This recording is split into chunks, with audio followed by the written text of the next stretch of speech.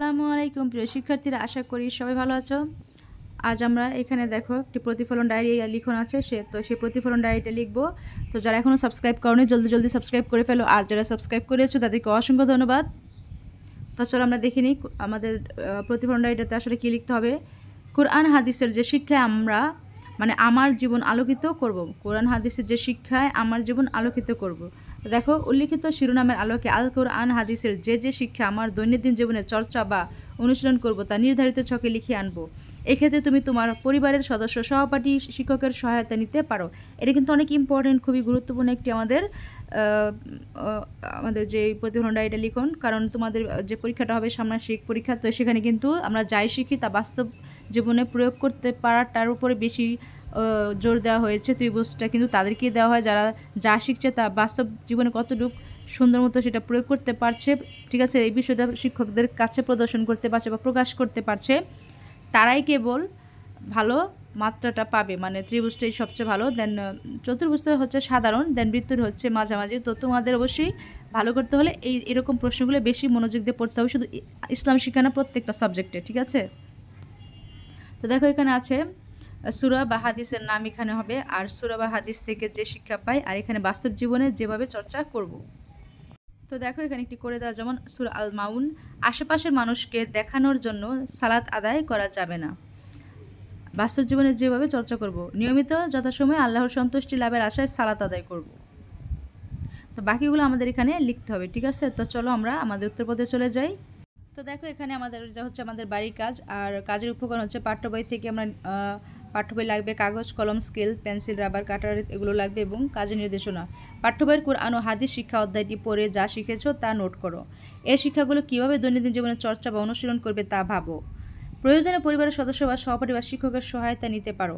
এবার কোরআন হাদিসের যে শিক্ষা দৈনন্দিন জীবনে চর্চা বা অনুশীলন করবে তা ইসলাম শিক্ষা বিষয়ের প্রতিফলন ডায়েরির নির্ধারিত ছকে লিখে শিক্ষকের কাছে জমা দাও।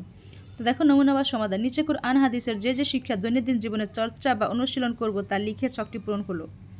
তো দেখো, সূরা বা হাদিসের নাম এখানে আল মাউন, এটা আমরা আগেই পড়েছি। এখন দেখব সূরা কুরাইশ, আল্লাহর অনুগ্রহ থেকে কখনো নিরাশ হব না। সূরা বা হাদিসের থেকে যে শিক্ষা পাই আমরা, আর বাস্তব জীবনে যেভাবে চর্চা করব, ইবাদত করার মাধ্যমে আল্লাহর নিয়ামতের প্রতি শুকরিয়া আদায় করব। এখন আমরা দেখব সূরা কারিয়া, সূরা বা হাদিসের থেকে যে শিক্ষা আমরা পাই, মহাপ্রলয়ের দিন সম্পর্কে প্রস্তুতি নেওয়ার জন্য সবসময় ইখলাসের সাথে ইবাদত করব, যাতে নেকির পাল্লা হালকা না হয়। বাস্তব জীবনে যেভাবে চর্চা করব, আমাদের নেকির পাল্লা ভারী করার জন্য ও পরকালে সন্তুষ্টজনক জীবন লাভের জন্য সর্বদা উত্তম ইবাদতে লিপ্ত থাকব। সূরা জিলজাল, কৃতকর্ম সম্পর্কে সবসময় সচেতন থাকব। আর বাস্তব জীবনে যেভাবে চর্চা করব, অসৎ কর্ম অনুপরিমাণ হলেও তা থেকে বিরত থাকব। প্রকৃত মুসলিমের কাছে সবাই নিরাপদ। হাদিস নং 2, একজন মুসলিমের কাছে সকল মানুষ নিরাপদ থাকবে, কেউ ক্ষতির আশঙ্কাও করবে না। আর বাস্তব জীবনে যেভাবে প্রয়োগ করবে, আমার দ্বারা কোনো ব্যক্তি যেন ক্ষতিগ্রস্ত না হয়, সর্বদা সেদিকে খেয়াল রাখব। তো এই ছিল আমাদের উত্তরপত্রটি, আমাদের যেই প্রতিফলন ডায়েরি, তো সেটা আমাদের কমপ্লিট হয়ে গিয়েছে। তো দেখো, আমরা আমাদের প্রতিফলন ডায়েরি লিখন সেই কাজটি কমপ্লিট করে ফেলেছি। এখন আমরা আমাদের 109 পৃষ্ঠার সাথে সাথে আমার তৃতীয় অধ্যায় সমাপ্ত হয়ে গেল। তো আমরা নেক্সট ক্লাসটি করব চতুর্থ অধ্যায় আখলাক।